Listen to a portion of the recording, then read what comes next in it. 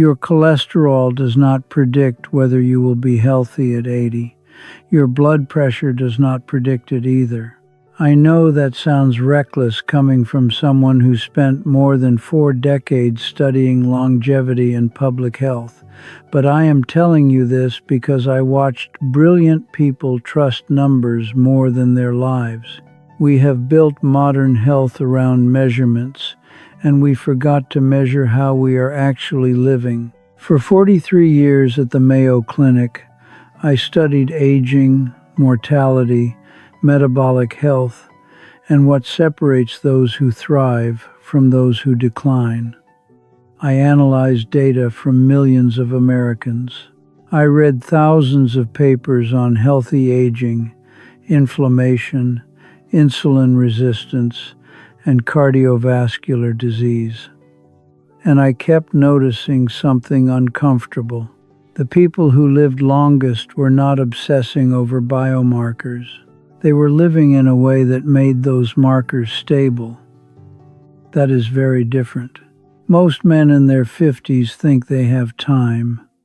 They think they can tighten things up later, fix their sleep later, repair relationships later, take their metabolic health seriously later. Later is the most dangerous word in the English language. I have attended too many funerals of men who believed they would get serious after things slowed down.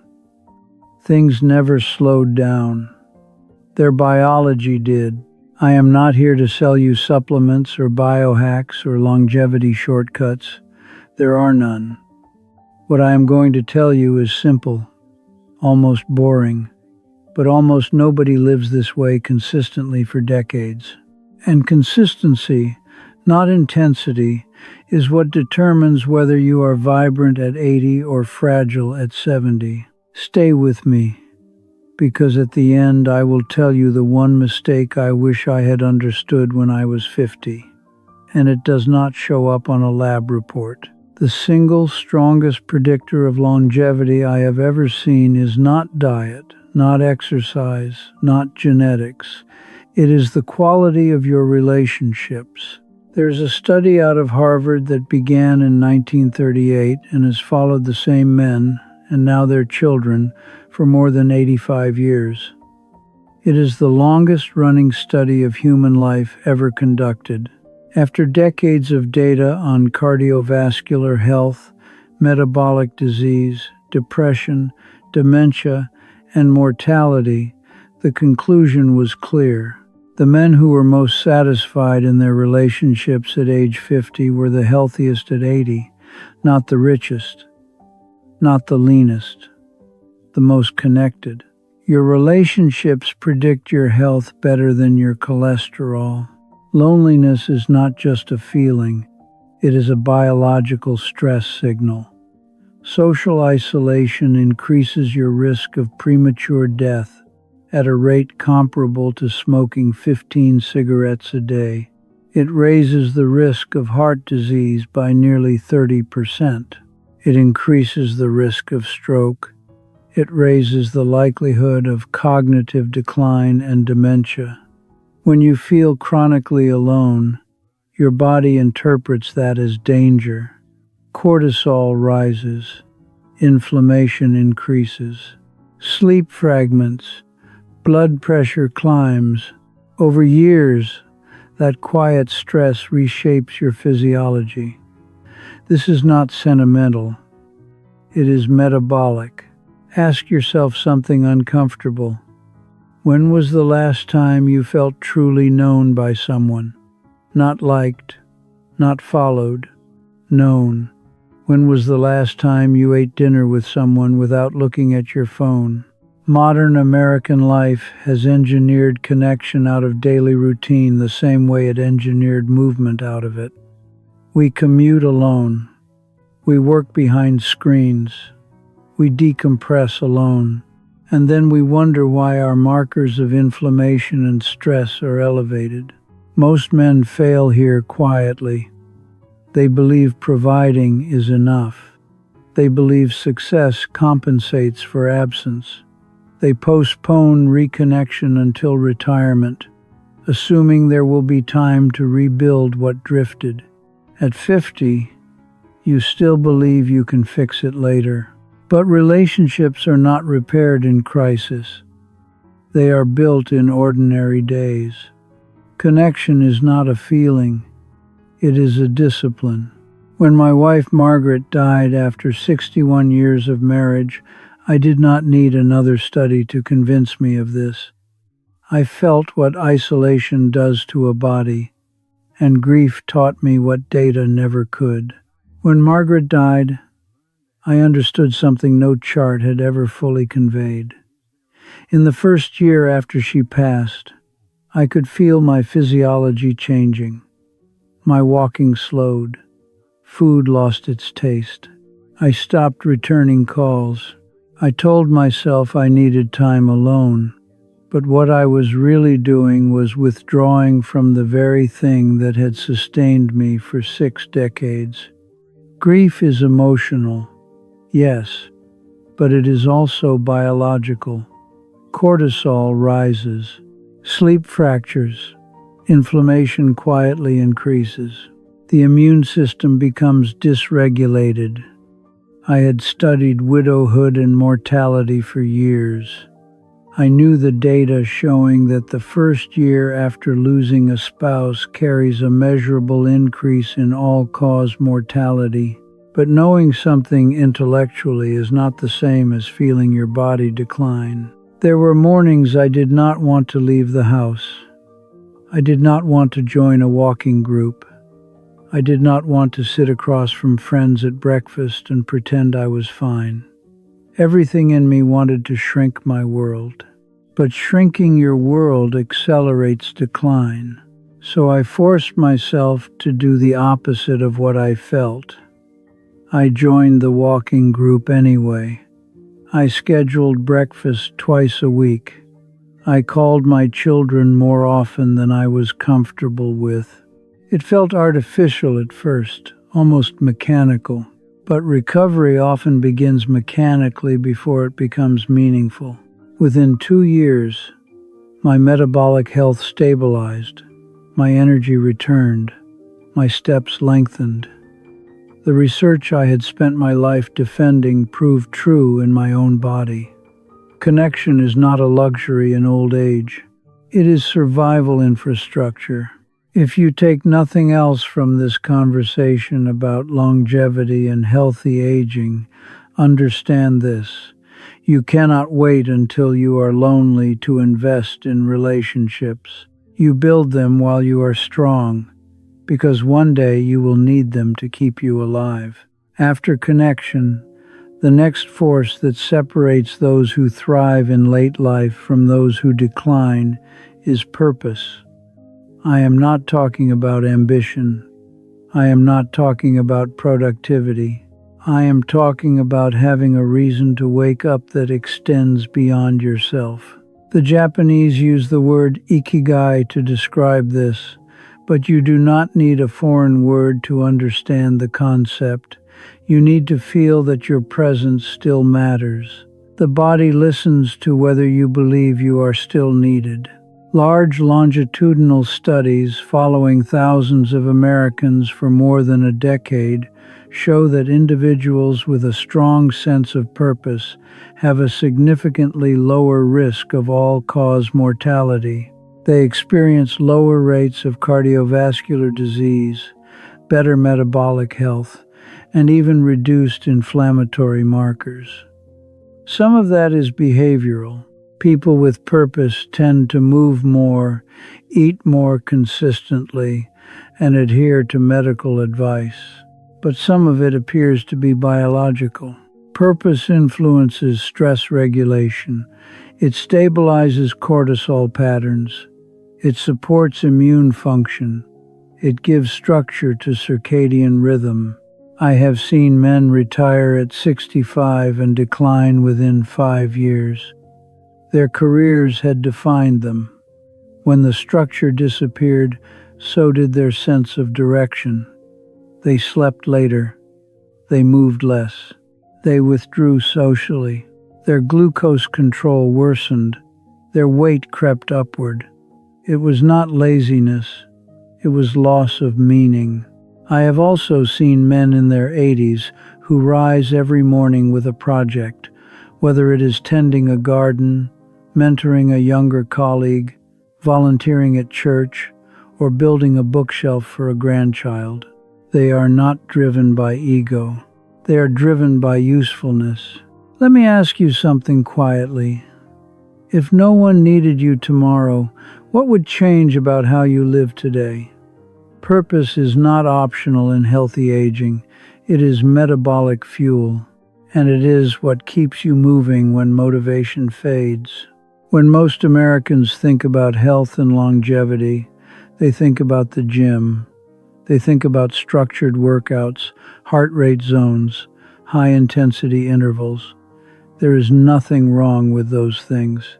But what I observed in the longest living populations on Earth was something far simpler and far more sustainable. They moved constantly, not intensely, consistently. Movement distributed throughout the day is more powerful than a single heroic workout. In Okinawa, in Sardinia, in places often called blue zones, people do not exercise in the modern American sense. They garden, they walk to the market, they sit on the floor and stand up again dozens of times a day. Getting up from the floor requires strength, balance, coordination. It is the equivalent of performing bodyweight squats repeatedly without labeling them as exercise. They do not spend 8 hours seated and then attempt to compensate with 45 minutes on a treadmill. Their metabolism never fully shuts down. Large cohort studies tracking more than 17,000 adults in the United States show that individuals who take over 7,000 steps per day have a dramatically lower risk of all-cause mortality compared to those taking fewer than 4,000 steps. The reduction in risk ranges between 50 and 70%. This is not about athletic performance. It is about avoiding prolonged sedentary behavior. When you sit for hours, blood flow slows, lipid metabolism decreases, insulin sensitivity worsens, inflammation increases. Over decades, that pattern contributes to cardiovascular disease, metabolic syndrome, and loss of functional independence. Modern life has engineered stillness. We sit to commute, sit to work, sit to eat, sit to relax. And then we are surprised when our metabolic health deteriorates. I do not go to the gym every day at 95, but I walk 2 miles most mornings. I stand when I take phone calls. I carry my own groceries. These are not dramatic acts. They are daily deposits into biological resilience.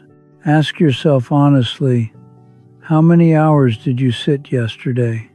Your body was designed to move, not to rest all day and recover in the evening. Consistent movement is not about fitness. It is about survival. If movement keeps your system active, muscle keeps it resilient. And this is where many people misunderstand healthy aging. They believe strength training is cosmetic, something for younger men, something for appearance. That is not what the data show. Muscle is not about looking strong. It is about staying alive. Grip strength alone is one of the most powerful predictors of mortality we have identified in large international studies. In research involving nearly 140,000 adults across multiple countries, every 1 pound decrease in grip strength was associated with a significant increase in risk of death from all causes. In some analyses, grip strength predicted cardiovascular mortality more reliably than systolic blood pressure. That should get your attention. because grip strength is not just about your hands, it is a proxy for total muscle mass and overall physiological reserve. After age 30, the average sedentary adult loses roughly 3 to 5% of muscle mass per decade. After 60, that loss accelerates. By the time someone reaches 80, it is common to have lost 30 to 40% of the muscle they had in their prime. And this is not merely weakness. Muscle regulates glucose disposal. It improves insulin sensitivity. It secretes anti-inflammatory molecules known as myokines. It stores amino acids that your body depends on during illness or injury. When muscle declines, metabolic health declines, balance declines, independence declines. I measure my grip strength regularly, not because I am competing with anyone, but because it gives me feedback. When I see it slipping, I increase resistance work. I lift modest weights. I perform simple body weight movements. Nothing heroic, just consistent. At 95, I can still open jars and carry my groceries without assistance. That is not luck. It is maintenance. If you are serious about longevity, do not ignore resistance training. Strength is stored survival, and survival is what allows you to keep living with purpose, connection, and dignity. You can move every day. You can lift weights. You can stay socially connected. But if your metabolism is unstable and your circadian rhythm is chaotic, you are working against your own biology. And biology does not negotiate. You cannot outwork metabolic dysfunction. You cannot out-hustle a disrupted circadian rhythm. Metabolic health is not the same thing as body weight. You can be thin and metabolically unhealthy. You can carry extra weight and still maintain relatively stable glucose control. What matters is how your body responds to food. When you eat, blood sugar rises. In a healthy system, insulin is released in an appropriate amount. Glucose is cleared efficiently, and levels return to baseline. In an unstable system, blood sugar spikes sharply, crashes, and over time this pattern drives insulin resistance. Insulin resistance is one of the earliest detectable steps toward type 2 diabetes, cardiovascular disease, and chronic inflammation. It also contributes to fatigue, brain fog, and accelerated aging. Research using continuous glucose monitoring has shown that two people can eat the exact same meal and have dramatically different glucose responses. The goal is not calorie obsession. It is metabolic stability. That means prioritizing protein, fiber, whole foods, and minimizing ultra-processed foods that create glucose chaos. It means strength training, which improves insulin sensitivity. It means walking after meals, which lowers postprandial glucose spikes. These are not extreme interventions, they are biological alignment. But even more overlooked than metabolic health is circadian rhythm. Every cell in your body operates on a roughly 2-4 hour clock. Hormone release, immune activity, DNA repair, even glucose tolerance fluctuate across the day. Studies involving hundreds of thousands of adults show that disrupted sleep schedules and irregular patterns are associated with higher rates of cardiovascular disease, cancer, mood disorders, and early mortality. Eating a large meal at 9 p.m. produces a very different metabolic response than eating that same meal at noon. Your pancreas is simply less efficient at night. I go to bed at roughly the same time each evening. I wake at a consistent hour. I eat my largest meal in the middle of the day. I expose myself to bright morning light. These are not preferences. They are biological necessities. Chaos in your schedule becomes chaos in your cells. And cellular chaos, sustained for decades, becomes disease. The goal is not to eliminate stress. That is impossible. The goal is to recover from it. The longest living men I have studied did not live gentle, insulated lives. Many endured war, financial loss, personal tragedy, illness. What distinguished them was not the absence of stress, but the ability to return to baseline. Their nervous systems were flexible. They could activate when needed and then downshift. Chronic activation is what ages you, not acute challenge. One of the best measures we have of this flexibility is heart rate variability, the variation in time between heartbeats. Higher variability reflects a resilient autonomic nervous system, one that can adapt and recover. Low variability is associated with higher cardiovascular mortality, independent of other risk factors. Chronic stress flattens your cortisol rhythm. Normally, cortisol rises in the morning to wake you and falls in the evening to prepare you for sleep. When stress becomes constant, cortisol stays elevated.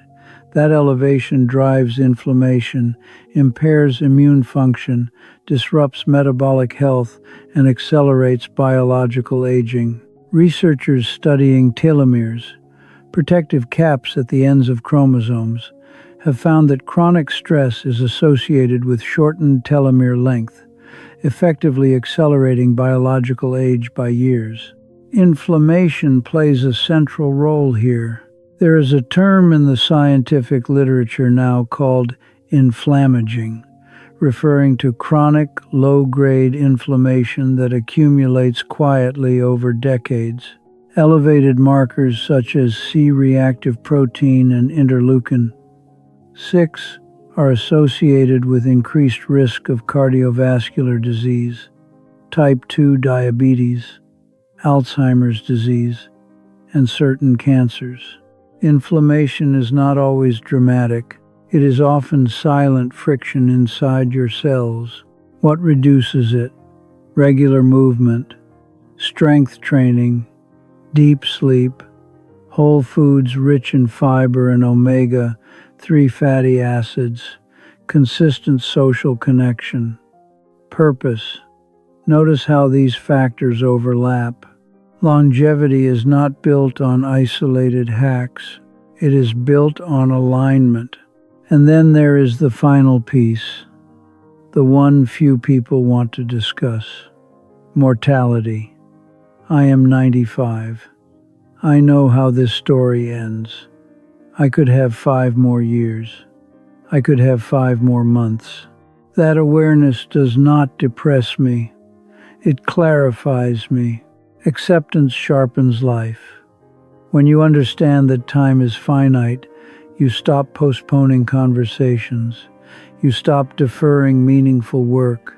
You stop assuming you can repair everything later. If you had 5 years left, what would you change? If you had 5 months, time does not announce when it is nearly gone. So I structure my days intentionally. I walk my 2 miles. I call my daughter. I work on a bookshelf for my grandson. I eat real food. I sleep at the same time. Nothing exotic, nothing extreme, just consistency. There are no shortcuts in longevity. There is only daily alignment with biology and with what matters.